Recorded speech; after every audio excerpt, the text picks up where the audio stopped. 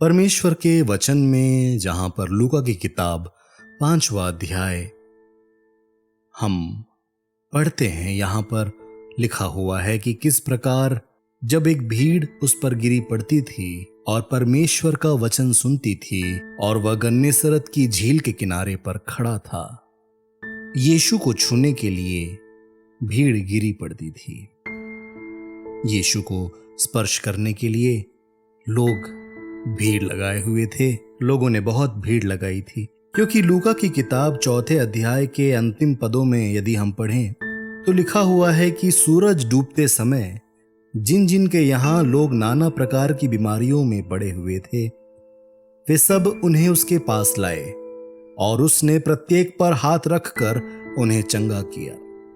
और दुष्टात्मा भी चिल्लाती हुई और यह कहती हुई कि तू परमेश्वर का पुत्र है, बहुतों में से निकल गई।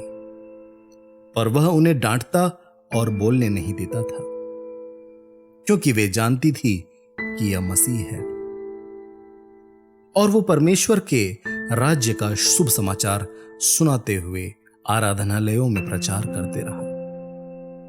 तो जब लोगों ने देखा कि यीशु मसीह को स्पर्श करने से चंगाई मिलती है, यीशु मसीह के वचनों में सामर्थ है, दुष्टात्माएं भी उसे परमेश्वर के पवित्र जन, परमेश्वर के पुत्र के रूप में, मसीह के रूप में अंगीकार कर रही हैं, चिल्ला चिल्ला कर बाहर निकल रही हैं। दुष्टात्माएं इन सामर्थ के कामों को देखकर वहां की पूरी जनता, वहां की संपूर्ण जनता के मन के भीतर यह भाव जरूर आ गया कि यीशु को छूना जरूरी है, तभी हम चंगे होंगे, तभी हमें छुटकारा मिलेगा।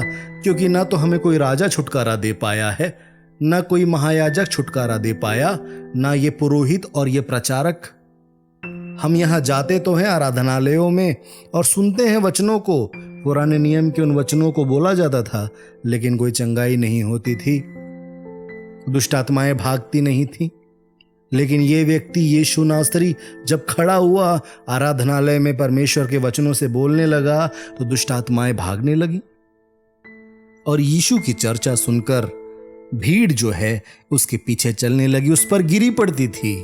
मैं लूका की किताब 5वां अध्याय और उसके पहले पद से बारी बारी से पढ़ूंगा, ताकि आप समझें कि यहां पर हो क्या रहा है। जब भीड़ उस पर गिरी पड़ती थी और परमेश्वर का वचन सुनती थी और वह गन्नेसरत की झील के किनारे पर खड़ा था, अब ऐसा हुआ कि उसने झील के किनारे 2 नावें लगी हुई देखी और मछुआरे उन पर से उतरकर जाल धो रहे थे। उन नावों में से एक पर जो शमौन की थी, वो चढ़कर शमौन से यीशु ने विनती की कि किनारे से थोड़ा हटा ले चले। तब वह बैठकर लोगों को नाव पर से उपदेश देने लगा। जब वह बातें कर चुका तो शमौन से कहा, गहरे में ले चल और मछलियां पकड़ने के लिए अपने जाल डाल। शमौन ने उसको उत्तर दिया, हे स्वामी, हमने सारी रात मेहनत की और कुछ भी नहीं पकड़ा, तो भी तेरे कहने से मैं जाल डालूंगा। जब उन्होंने ऐसा किया तो बहुत मछलियां घेर लाए और उनके जाल फटने लगे। इस पर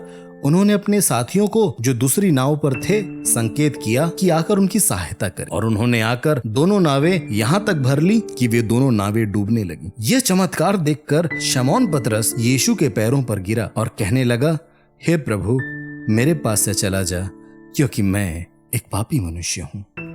इतनी मछलियों के पकड़े जाने से उसे और उसके साथियों को बहुत आश्चर्य और अचंभा हुआ।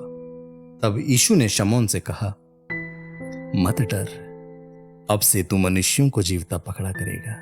और वे नावों को किनारे पर ले आए और सब कुछ छोड़कर उसके पीछे हो लिए।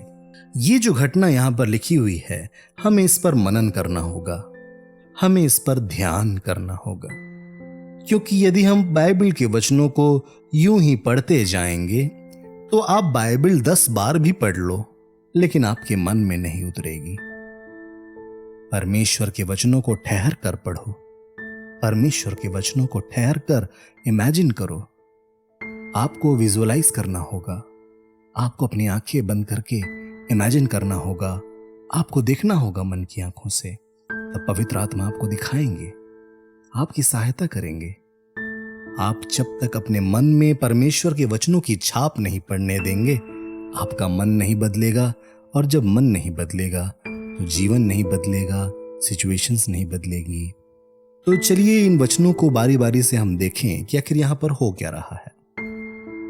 जब मैं इन वचनों को पढ़ता हूं तो मुझे सबसे पहले दिखाई देता है ये वचन जहां लिखा हुआ है कि झील के किनारे 2 नावें लगी हुई थीं, और वो 2 नावें उन लोगों की थी जो मेहनत कर रहे थे, परिश्रम कर रहे थे, मेहनती और परिश्रमी मछुआरों की, जो बहुत समय से मछुआरे थे, जिनको मछली पकड़ना आता था, जो एक्सपर्ट थे अपने फील्ड के। लेकिन उनकी एक्सपर्टीज और उनकी विशेषज्ञता, उनकी काबिलियत, उनकी योग्यताएं जब विफल हो गईं, और वो जब निराश थे क्योंकि उनको उनके घर चलाने थे, उनको पैसों की जरूरत थी, जैसे कि आज की दुनिया में है, आज के जमाने में है, पैसों की आवश्यकता तो होती ही है। उस समय भी ऐसा ही था, आज से कहीं ज्यादा बुरी स्थिति थी उस समय पतरस और उन लोगों की जो वहां पर झील में मछुआरे के रूप में काम कर रहे थे। एक दृश्य आप सोचिए कि पतरस का जीवन कैसा रहा होगा, कैसे वो अपने जालों को लेकर झील के किनारे आता रहा होगा, अपने भाई के साथ नाव में जाता होगा मछली पकड़ने, कितनी मेहनत करता होगा। और वहां पर आपको पता है कैसा मछलियों को पकड़ना कोई बहुत आसान काम नहीं है, बहुत कठिन काम है, बहुत मेहनत से भरा हुआ काम है। तपती धूप में झील में गर्मी सहते हुए न जाने कितने सालों से वो काम कर रहा था, और वो सारे लोग मेहनत और परिश्रम किए जा रहे थे। उन्होंने अपनी जिंदगी में कभी नहीं सोचा कि एक दिन परमेश्वर स्वयं मनुष्य रूप में आएगा। परमेश्वर का पुत्र यीशु मसीह उनके सामने था, और वो प्रभु जो संपूर्ण सृष्टि का स्वामी है, और हम विश्वास करते हैं कि यीशु परमेश्वर है, और यीशु ने स्वयं परमेश्वर मनुष्य रूप में जब इस दुनिया में आया, जब उसने देखा कि भीड़ उस पर गिरी पड़ती है, तो यीशु ने उन 2 नावों के करीब जाकर शमौन की नाव पर चढ़ गया और उससे विनती की। उसको आज्ञा नहीं दी, वरन विनती की। आज न जाने हम कितने सारे लोग विनती करना भूल जाते हैं, सीधा अपनी पोजीशन, अपने पैसों और अपनी डिग्रीज के कारण, अपनी अकड़ के कारण अपने से छोटे लोगों से हमेशा क्रोध और गुस्से में ही बात करते हैं। अब ऐसा संसार हो गया। पर यीशु ने मछुआरे से विनती की कि नाव को थोड़ा सा हटा ले किनारे से, क्योंकि लोग यीशु पर गिरे पड़ते थे। अब यहाँ पे बहरहाल हम आगे अगर सोचें इस बारे में कि कैसे यीशु शमौन की नाव पर चढ़ा और उससे विनती की कि किनारे से थोड़ा हटा ले, और लोग वहां पर उपदेश सुनने लगे। और यीशु मसीह क्या उपदेश देते थे? आज हम इस बाइबल को आधार मानकर उपदेश देते हैं। कलीसियाओं में इन उपदेशों को सुना जाता है। यीशु परमेश्वर के राज्य के बारे में बात करते थे, परमेश्वर के राज्य के गुप्त रहस्यों, परमेश्वर के राज्य के सिद्धांतों को दृष्टांतों में समझाते थे। यीशु ने हमेशा परमेश्वर के राज्य के बारे में ही बात की, और परमेश्वर के राज्य से संबंधित उपदेश वो उन्हें देने लगे। और यह सब उपदेश जब यीशु दे रहे थे, जब परमेश्वर के राज्य के विषय में यीशु के पवित्र मुख से वो वचन निकल रहे थे, पतरस यानी कि शमौन वहां पर उन वचनों को सुन रहा था। मेरी बात ध्यान से सुनिए कि जब आप परमेश्वर के राज्य के वचनों को सुनते हैं, तब आपके जीवन में महान चमत्कार की शुरुआत होने लगती है। शमौन वहां बैठा हुआ था। ये वही शमौन है जिसे बाद में यीशु ने पतरस कहा। शमौन वहां बैठा हुआ था, यीशु के शब्दों को सुन रहा था, और यीशु के शब्दों को सुनते हुए उसके मन में, उसकी आत्मा में, उसके अस्तित्व में परमेश्वर के राज्य की सामर्थ्य का प्रभाव दिखने लगा। और जब यीशु ने अपना उपदेश समाप्त किया, तो उसने शमौन से कहा, शमौन, तू परमेश्वर के राज्य के बारे में मेरे उपदेशों को सुन रहा है, और उन उपदेशों को सुनने के कारण अब जब मैं तेरे पास हूं और परमेश्वर का राज्य तेरे निकट है, तो चल तुझे परमेश्वर के राज्य की सामर्थ्य दिखाता हूं। अपनी नाव गहरे में ले चल शमौन। अब शमौन भी सोच रहा होगा कि ये व्यक्ति आखिर मुझसे क्या चाहता है, लेकिन ये व्यक्ति कोई साधारण व्यक्ति नहीं है। मैं तो एक मछुआरा हूं। मैं जानता हूं कि वहां पर नहीं मिलेगा। मुझे पता है कि हमने सारी रात मेहनत की है और मुझे इतने सालों का एक्सपीरियंस है, मुझे अनुभव है, वहां कुछ नहीं मिलेगा। लेकिन यह तो एक उपदेशक है और यह तो तोरा का, परमेश्वर के वचन का बड़ा ज्ञान रखता है और ये कह रहा है मुझसे कि गहरे में ले चल। शमौन ने अपनी निराशा और हताशा को प्रकट करने के लिए इन शब्दों का इस्तेमाल किया। हे स्वामी, हमने सारी रात मेहनत की और कुछ न पकड़ा, तो भी मैं तेरे कहने से जाल डालूंगा। परमेश्वर का राज्य जब हमारे करीब आता है, ये बात ध्यान से सुनिए। पतरस के पास, शमौन के पास जो खड़ा है वो बादशाह है, परमेश्वर, राजाओं का राजा है, स्वर्ग का राजा वहां खड़ा है। अगर कोई राजा कहीं खड़ा है तो उसका राज्य भी वहां पर है। यह राजा की सामर्थ होती है और वो महान राजा है। जो वहां खड़ा है वो राजाओं का राजा है। जब वो वहां खड़ा है, परमेश्वर का राज्य वहीं है। परमेश्वर के राज्य के काम वहां हो रहे हैं। परमेश्वर के राज्य की सामर्थ वहां प्रकट हो रही है। इसलिए शमौन के भीतर आज्ञाकारिता उत्पन्न हुई और उसके मन में यह भाव जरूर आया, ठीक है प्रभु, तू कहता है तो डाल देता हूं जाल, गहरे में ले चलता हूं। इसे कहते हैं विश्वास। विश्वास मन में आया हुआ एक छोटा सा विचार और उस विचार को जो कि पूरी तरह से सहमत करता है यीशु की आज्ञा के विषय में, और उन विचारों को प्रकट करने के लिए अपने मुख से शब्दों का भी कहा जाना होता है। यीशु ने कहा गहरे में ले चल। पतरस ने कहा ठीक है। उसके मन में संदेह था, लेकिन विश्वास था। राई के दाने के समान, राई के दाने के समान एक विश्वास उसके मन के भीतर जरूर आया। यीशु की बातों में कुछ ऐसा है कि मैं ये करना चाहता हूं। ठीक है प्रभु, भले ही ये पागलपन लगता है, लेकिन मैं ये करूंगा। और फिर आगे ये होता है कि जब एक असफल मनुष्य, जब एक निराश, हताश, गरीब आदमी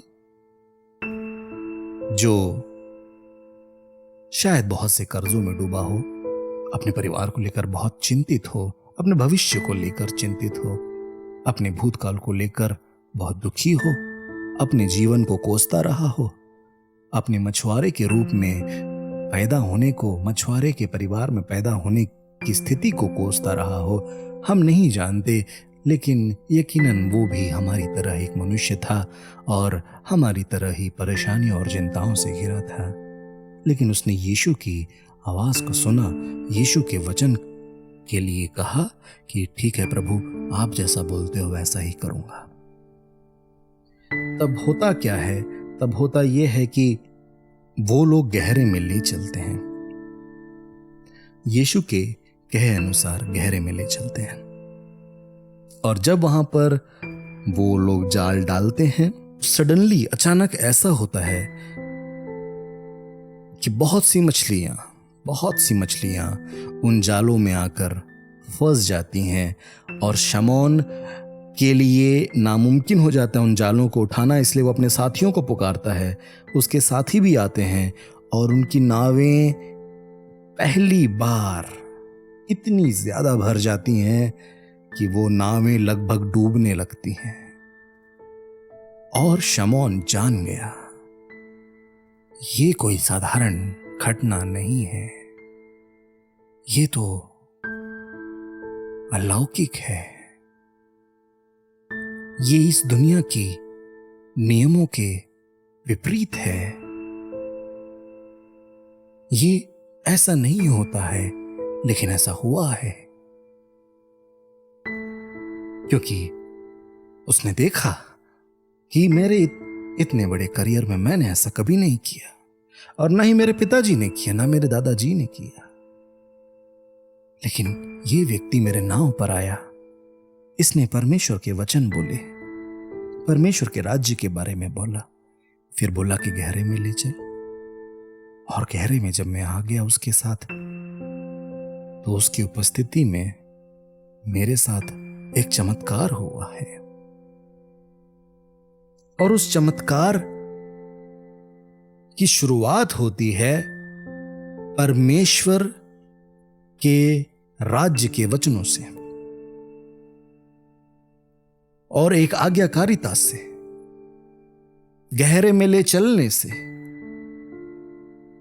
विश्वास का एक ऐसा कदम जो साधारण इंसान की नजर में महामूर्खता है, को करने का साहस उस छोटे से विश्वास के द्वारा उत्पन्न हुआ। और परमेश्वर के वचन में लिखा है कि परमेश्वर के राज्य में उस राजा को प्रसन्न करने के लिए एक ही करेंसी चलती है, वो विश्वास है। और उस विश्वास के साथ पतरस वहां गया। उसने वो किया जो एक छोटे से विश्वास के द्वारा उसे करना था, उसने किया। और यकीनन ये करते समय उसके मन में मैं सोचता हूं कि 90% से ज्यादा संदेह ही रहा होगा कि ऐसा कुछ नहीं होने वाला और हम व्यर्थ में जाल डाल रहे हैं। उसके मन में बिल्कुल भी नहीं आया होगा कि कुछ आएगा, लेकिन उसके पास एक छोटा सा विश्वास था। और उस विश्वास के द्वारा यीशु की बात मानकर गहरे में ले चला। और गहरे में जाने के बाद जाल डाली। उसके बाद यीशु के वचनों ने, परमेश्वर के राज्य की सामर्थ्य ने वहां पर कार्य दिखाया। इसलिए मेरे दोस्तों, हमारी जिंदगी में जब यीशु मसीह से हमारी मुलाकात होती है तो प्रभु यीशु मसीह सबसे पहले बोलता है।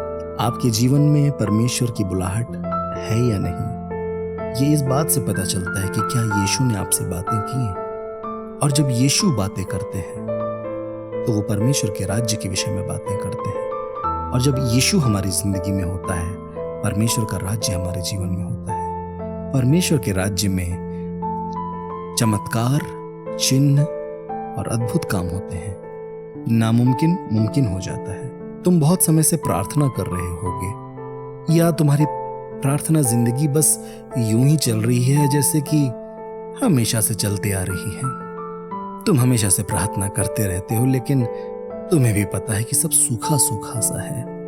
लेकिन मेरे दोस्त, यीशु एक दिन आएगा और वो तुम्हारी जिंदगी के नाव पर खड़ा होकर परमेश्वर के राज्य के विषय में बातें करेगा। तुम्हारे मुख के द्वारा